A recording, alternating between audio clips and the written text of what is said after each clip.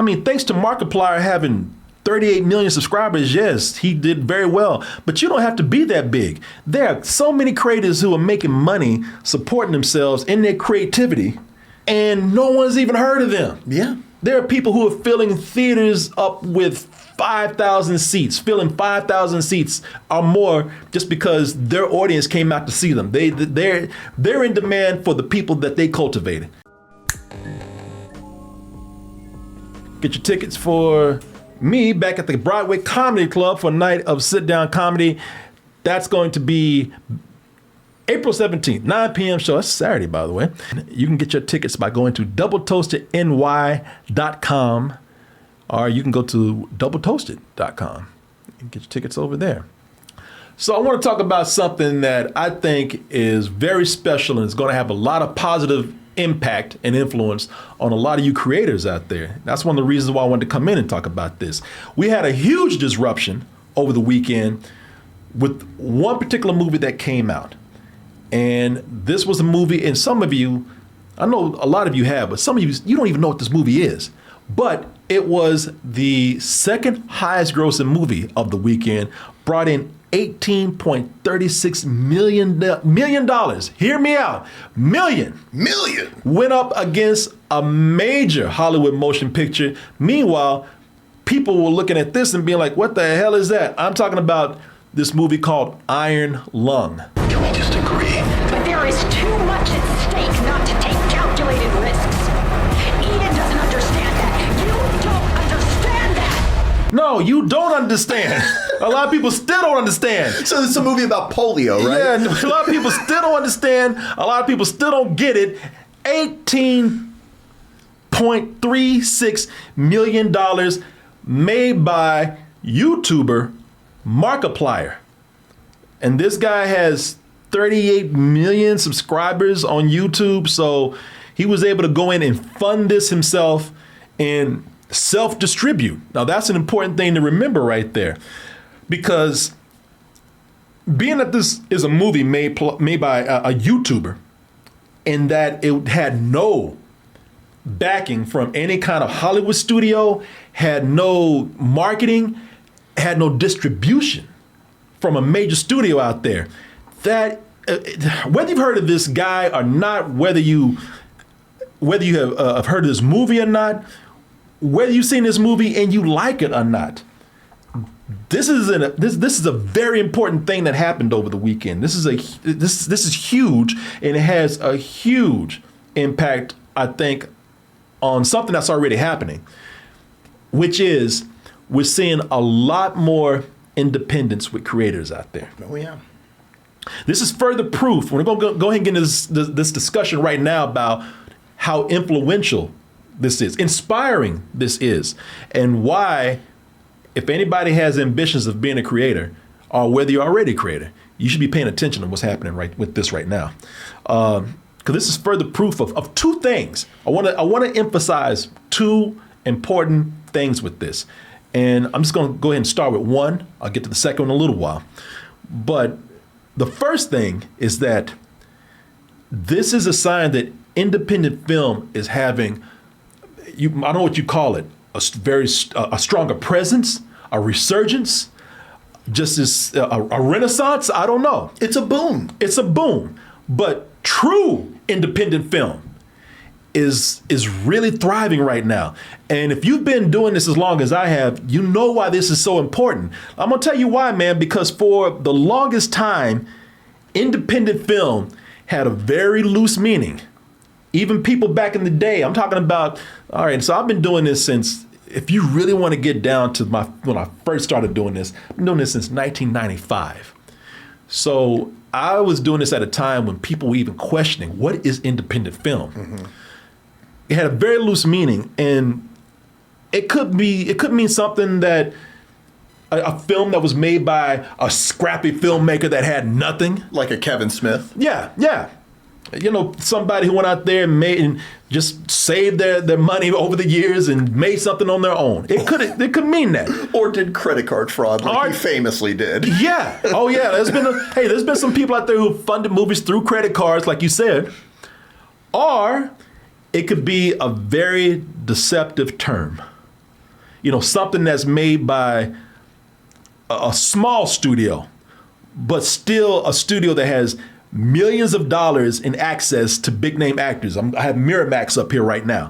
Anything that was coming out by Miramax, for some reason, that was considered to be an independent film. Now, you want to know what's considered to be independent back in the day? I'll show you. Here's an example of what was considered to be independent film back at the time when Miramax was doing stuff. You got a corpse in a car, minus a head in a garage. So that's Pulp Fiction, y'all. Pulp Fiction is considered to be sort of an independent film. You want to know something even crazier?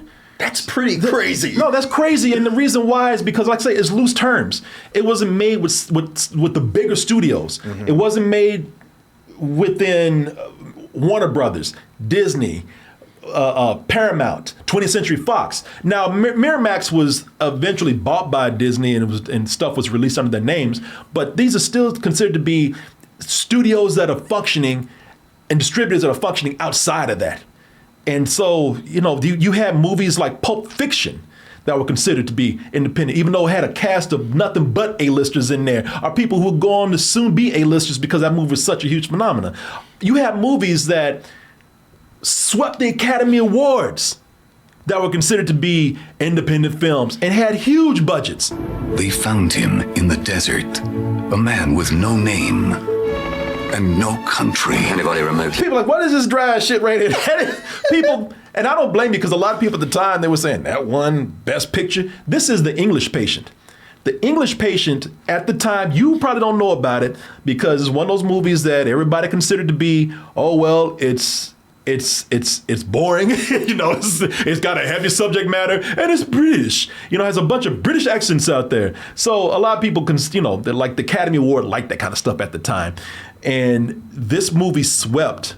You can even see the beginning of it. It swept the Oscars. Again, released by Miramax. It swept the Oscars with 9, I think not even nominations. I think it won 9 Academy Awards. Winner of 9 Academy Awards. See, I told you. Including Best Supporting Actress, Best Director, and Best Picture of the Year. So this movie, like I said, that you haven't swept up. This is more the traditional times of the Oscars. Well, as I said, I forgot what they called them. They had a term for movies that were British and had Oscar appeal. This is considered to be one of those movies, man. But like I said, people just fell for a British accent too. Period piece. Some names behind it. That was considered to be something that was independent at the time. Again, a very loose term. Yeah, that's fascinating because, looking back at that, there is nothing independent looking about that at all. Shots of an airplane over a desert. What? Yeah, that's the whole budget of the Markiplier movie. It was considered to be independent for other reasons because, as I said, even though Miramax had access to millions of dollars and big names, it was still considered to be outside of the traditional studio system or the big mainstream studio system. If I have this correct, please, correct me if I'm wrong, because I'm still trying to figure out what independent meant back then.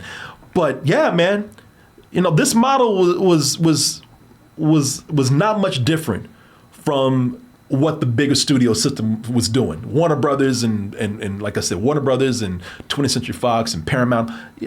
What's the difference between what they're doing and these other movies are doing? I mean, they used to refer to the studios as the Big Ten, because they were all pretty much the same. It was just different names, and they would all fund the films. Yeah. It's the only way. Yeah, man. This, even when you had true independent films, if anybody knows Robert Rodriguez, his first movie was El Mariachi.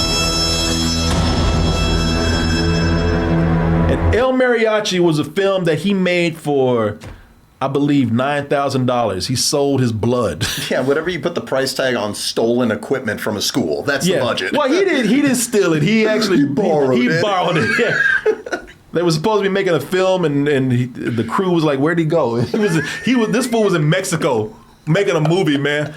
And so this movie was made for $9,000. He went to medical experiments to fund this movie. And even then, that movie had to still find a distributor to put it out there. Mm-hmm. You mentioned Kevin Smith. You'd feel a hell of a lot better if you just rip into the occasional customer. Hey, you open? No! still had to have a major distributor to get this out there. Oh, yeah. It still had to have somebody within the studio system recognize that movie and say, okay, we're going to put the marketing behind it. We're going to put the marketing budget behind it. We're going to distribute it for you. Otherwise, if we don't do it, you ain't going nowhere. Yeah. You ain't got shit without us. Yeah. So, yeah, you know, those are the movies that were even being done by the scrappy filmmakers who funded it on their own, still had to find a bigger presence to do that for them. That is not the situation today. It has come a long way to where there is, I don't know what you want to call it, what do they say, democratization of the theater system, of the whole creative process. Oh, okay. You are truly independent right now. You know, this is something where you are given total autonomy over your path of where you want to go. Let's see here. You know, and even though these movies made it, you know, these movies were considered very rare opportunities. Today, what has changed is social media makes it that less of a rare exception. You understand what I'm saying? Oh yeah, everything is accessible to everyone at all times, anywhere. Yeah. It's today, because you have social media, you have access to the public where you're not having that gatekeeper between you and that public. You have access straight to that public. You have the chance to make yourself go viral. Something that happened that was similar to that, and one of the things that I first saw last year that made me very proud to have seen that movie and support it as an independent film, to be a part of what made that movie a success, is a movie that it got wider distribution. It was already noticed by a bigger studio, but they were just going to do a very limited release on it. Thanks to viral marketing for a trailer that they made, and because the people responded, the fans responded, that movie got a wider distribution. And it's this movie right here. Good Boy. Which I know you think I got the sound down on this. I don't. It's a dog, man. You know, so the dog's not talking.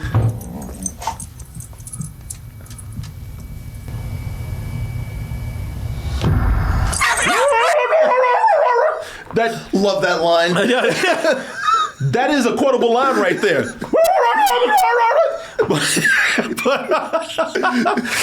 but that movie it had a great hook.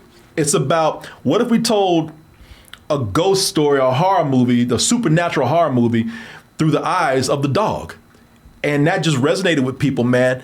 And that movie got such attention online that it got wide distribution. But the movie was being made for 3 years by some filmmakers who were just doing this in their spare time. Yeah. You know, they had a very low budget. They made the movie when they had the money. They made the movie when they had the time. They didn't know where it was going to go. It was truly a project of passion that was done for them. And when it was finished, it got attention and it got wide release because people recognized that movie just as being something of a passion project, true passion behind it, and it just had a great hook. And did you hear that the dog ended up winning an acting award, actually? No, I didn't. You should. Yeah, he did. He got an award. I mean, look at how he's looking at that window. Look at the intensity, man. Look at that. And like I said, man, I mean, listen, I know human actors who deliver lines with less believability than he did. Just turn into courage. Yeah, man.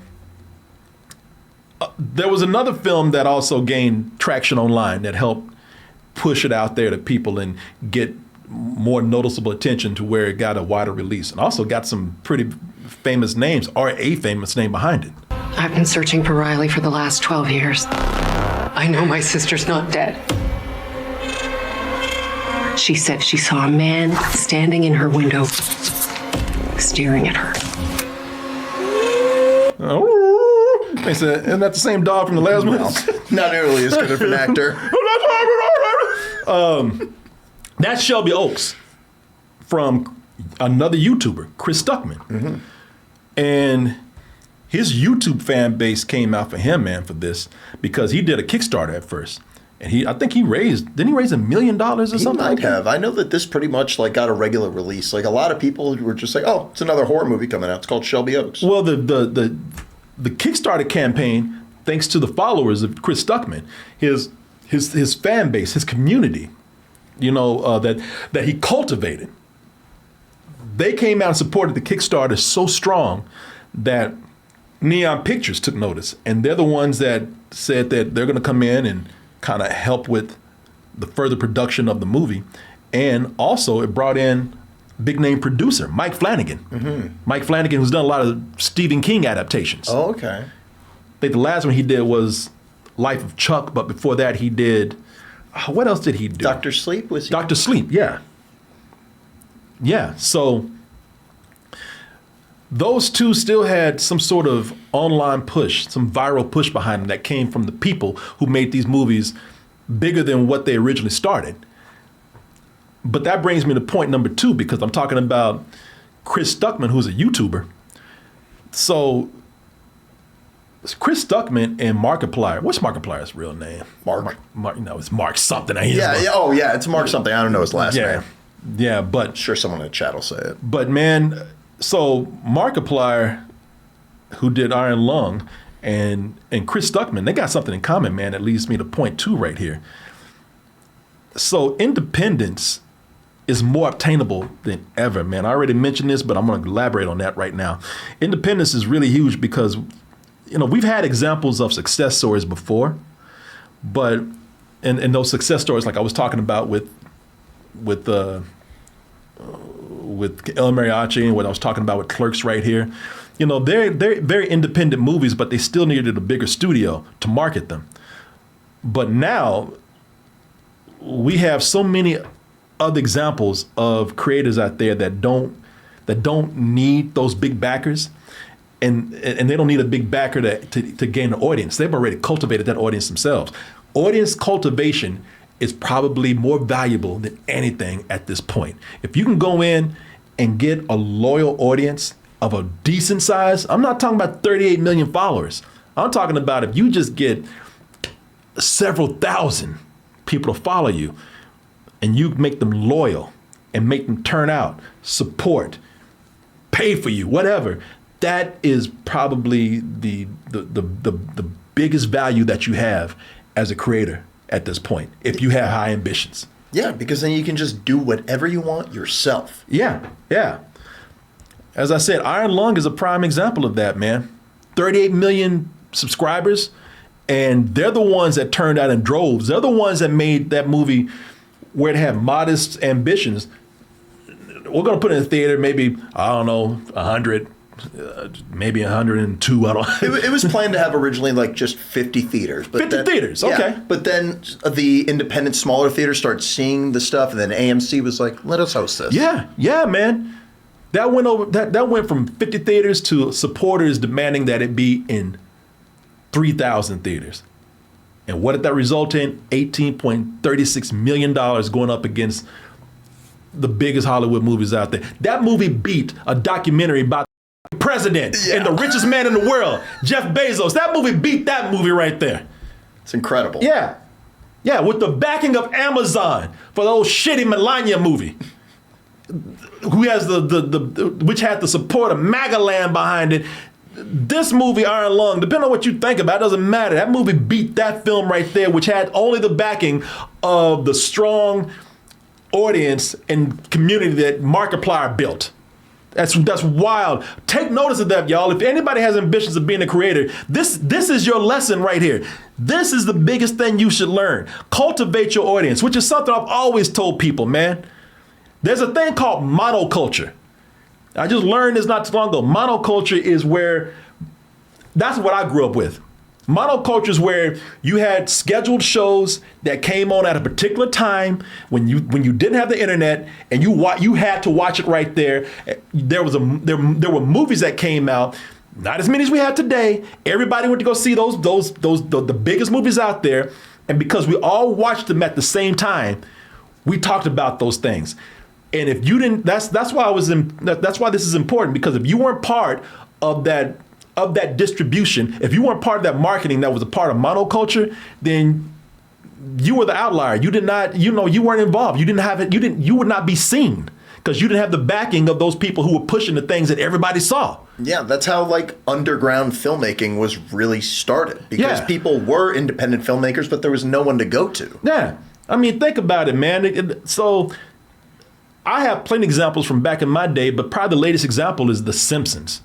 The Simpsons, everybody grew up with The Simpsons, and everybody knows The Simpsons. Everybody can quote The Simpsons, even if you haven't watched The Simpsons in years. Okay, don't have a cow, man. Yeah, shut up. Eat my shorts. But everybody knew a Simpsons quote or a storyline because everybody had to catch The Simpsons at that time. It's much different now, man. Now you don't have those gatekeepers that are presenting things at one time. You don't have television limiting that. You don't have theaters limiting that. We got the internet now where things stream at any time that you want it. So we can watch, we customize our viewing habits now to the point where the algorithm tells us what to watch based on our habits. Yeah, and when you get into like go beyond movies, it's like, well, it. I mean, there's YouTube. I mean, and YouTube competes with Netflix, and YouTube's free. Yeah, man. The key is to cultivate your audience, man. And reviews and ratings don't even matter at this point.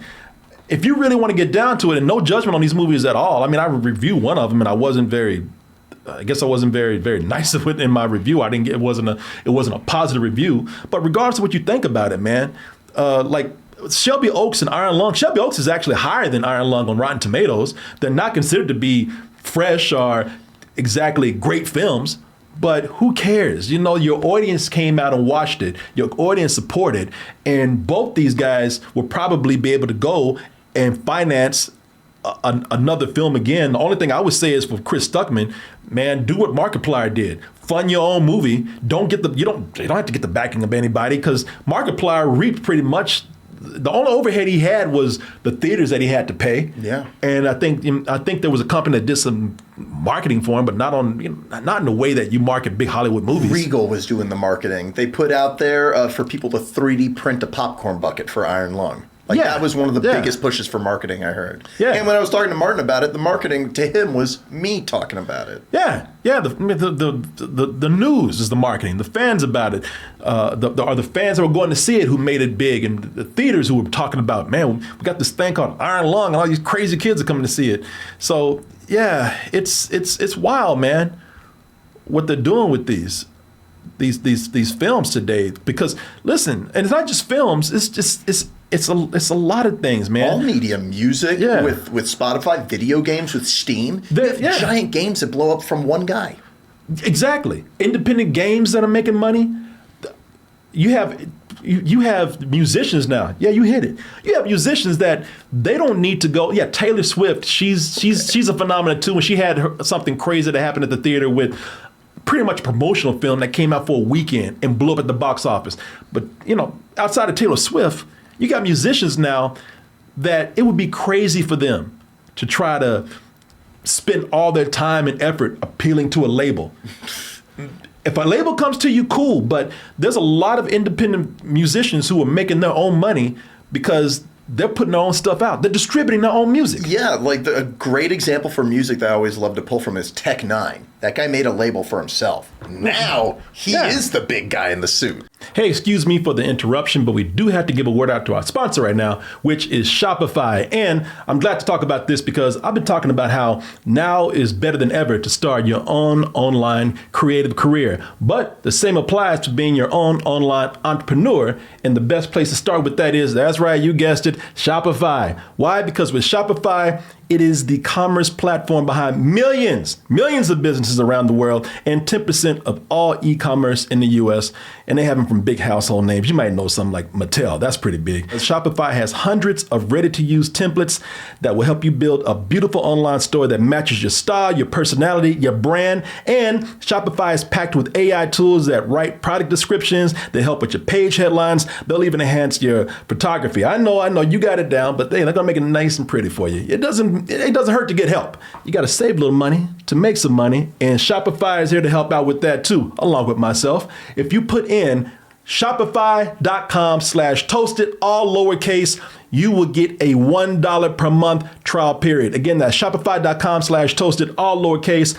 I want to thank Shopify for sponsoring this portion of the show, and I want to thank all of you out there for your support. And now back to the video. I mean, thanks to Markiplier having 38 million subscribers, yes, he did very well, but you don't have to be that big. There are so many creators who are making money supporting themselves in their creativity, and no one's even heard of them. Yeah. There are people who are filling theaters up with 5,000 seats, filling 5,000 seats or more just because their audience came out to see them. They're in demand for the people that they cultivated.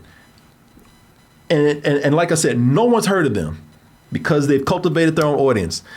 I mean, you know, there's people who are doing smaller numbers than that, and they're fine. Hey, I'm not here to talk about myself, but I am here to tell you that when I got laid off from a big job that I had, I said, you know what? I was never one who was about the system anyway.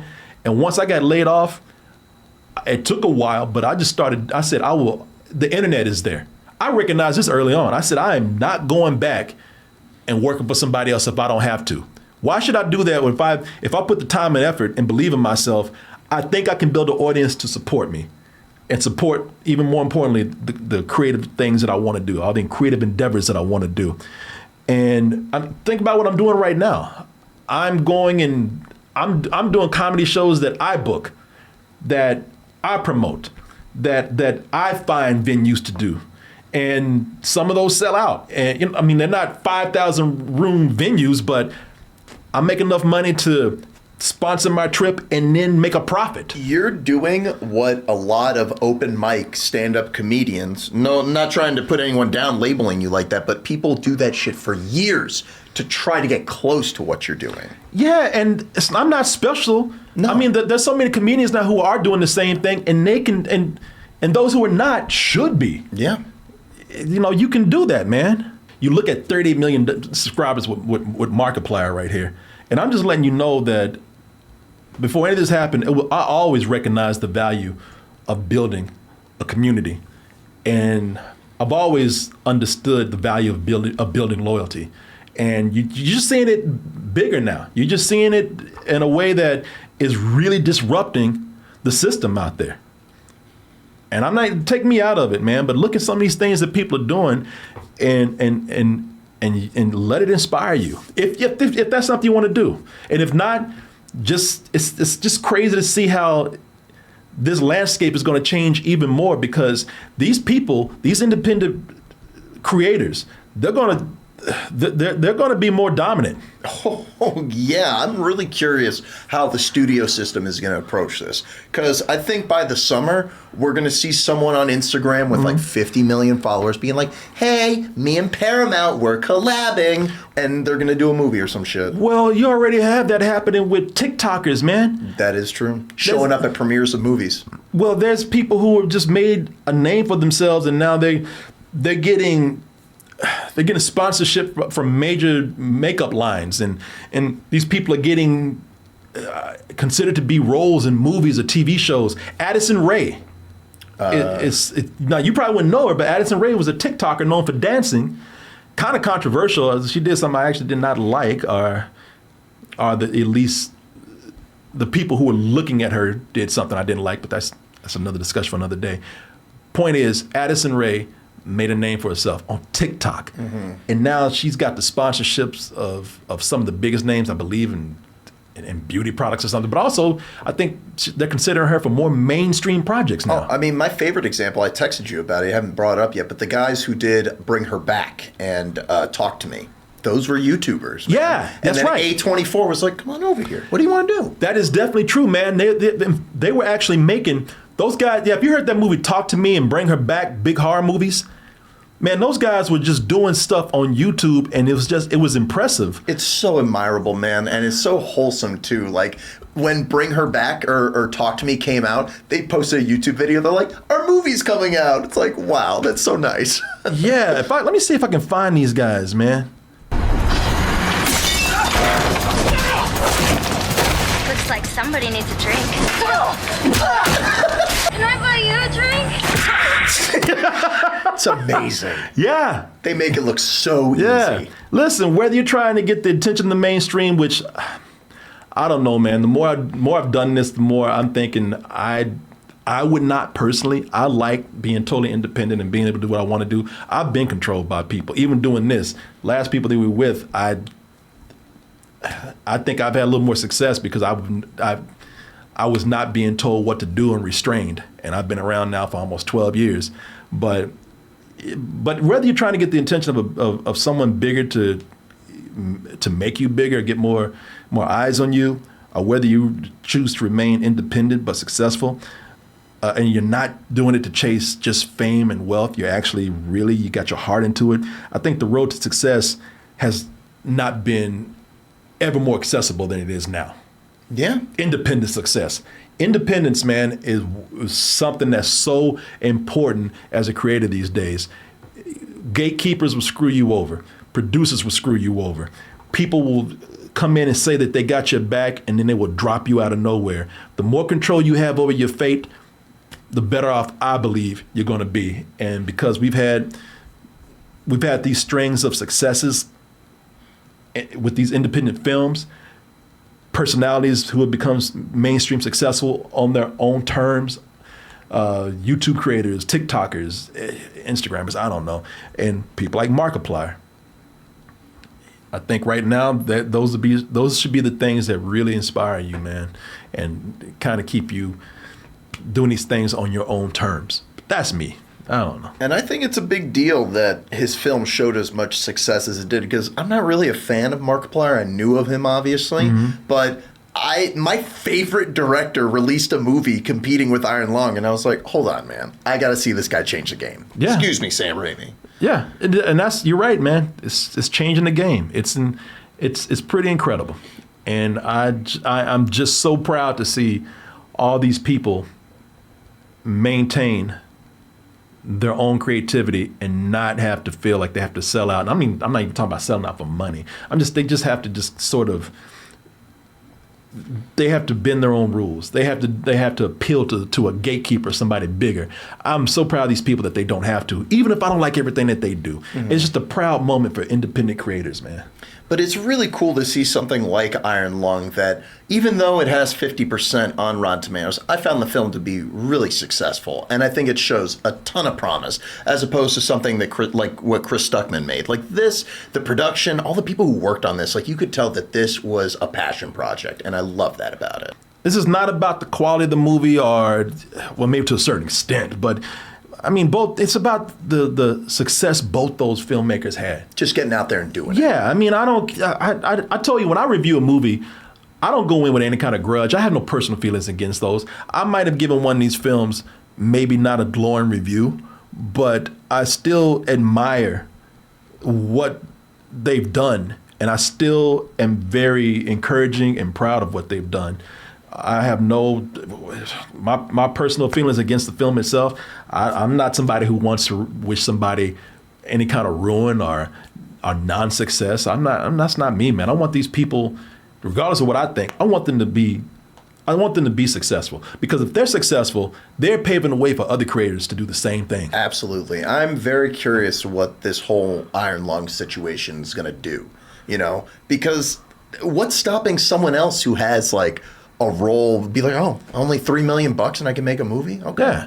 Yeah. I am, from Chris Stuckman to Markiplier to, I just talked about this girl Addison Rae that I wasn't crazy about, but I mean, anybody who's doing this on their own terms and doing this at this time, they're taking advantage of what's available for them to achieve that success. I am 100% behind that. I think it's amazing. I think it's great. Yeah, I can't wait to see the next thing that Markiplier does. I really liked Iron Lung. Yeah. I haven't seen it, but like I said, doesn't change my opinion on how I feel about any of these movies, man. Like I said, when I saw that damn dog movie, I was so proud to support an independent film. Y'all don't understand, man. You don't have that kind of. You don't have those independent films being pushed like they used to, and now it seems like they are finding a way to finally find an audience and get the attention they deserve. I used to go watch independent movies all the time. I mean, famously, one of your favorite movies that you and Martin talk about all the time was a big indie movie. Yeah. And I only saw it thanks to you guys. Man, well, there was just, we're going to close pretty soon, but man, there were movies that at the time when they were released, even if they got distribution out of the theater, it was still hard to guarantee that people would see it. That's true, yeah. There's this movie that I love from back in the day, man. I think I told you, but if this is the one I think you're talking about, I can show it here. There was this movie that we love. It's called Jump Tomorrow. Oh, I was thinking of another, Corn Dog Man. Corn Dog Man, yeah. Well, you know what? Both those films, man. But even that had in its own way, like, not necessarily a studio, but Blockbuster was the one that pushed that, right? Yeah, Blockbuster pushed that. Corn Dog Man was one, and this movie Jump Tomorrow was one. You never heard of these movies because they didn't have the advantage of building up their own audience like people have today. ¿Por qué? I'm going to drive you to Niagara. What's the party for? Well, the love lunch. So we plan the attack now. I've experience in this matter. This is a movie where who knows what kind of audience it would have had today, but if somebody had made this and they made it on their own and they got viral online, it would have had a bigger audience. But because it was made in that old system where you still had people that had to market it for you, and if it wasn't a big marketing hit, then it was kind of left by the wayside. This probably would have had a bigger audience if it was made today. Definitely. That looks marketable. Corn Dog Man? I don't know how I would have found that success. But it's probably would have had its own people that came to see it. Yeah. And in its own way, it has found like that cult audience. Yeah. Yeah. Which is interesting that we're kind of evolving that in a way. Yeah. Like cult audiences are kind of becoming the mainstream thing. That's what I was saying. Cultivate your audience, man. That's cultivate your audience, people. So yeah, that's I just felt inspired by that, man. And we'll see what happens. And forget Rotten Tomatoes. I give Iron Lung a high matinee. It's worth checking out. Rotten Tomatoes just called. They said, go to hell. They're throwing tomatoes at you right now. So there you go, folks. I hope you enjoyed that discussion. I hope I didn't bore you with it. No, that was fun. I just, man, I really, coming up as someone who's watched a lot of movies and saw movies go through different phases, I just see this as a very exciting time, man. And like I said, I hope you guys enjoyed the talk. I hope I was not. Yeah, there was even some things that we didn't bring up, like. You ever look at the budget of what Moonlight was? Like, that was $1.5 million. Really? That's an indie film. Yeah. Well, would you look at that? You made it to the end of the video. That means you really like us. So just go ahead and press that like button and subscribe while you're at it. And check out our other channels, our social media like Instagram, TikTok, and our Patreon where we have new stuff coming up all the time. And we'll see you on the next video.